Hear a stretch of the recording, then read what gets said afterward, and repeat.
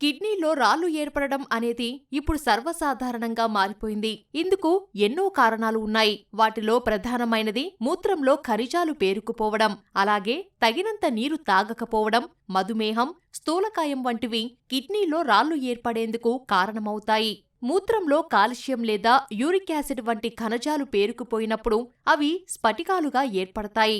అవే రాళ్లుగా మారుతాయి.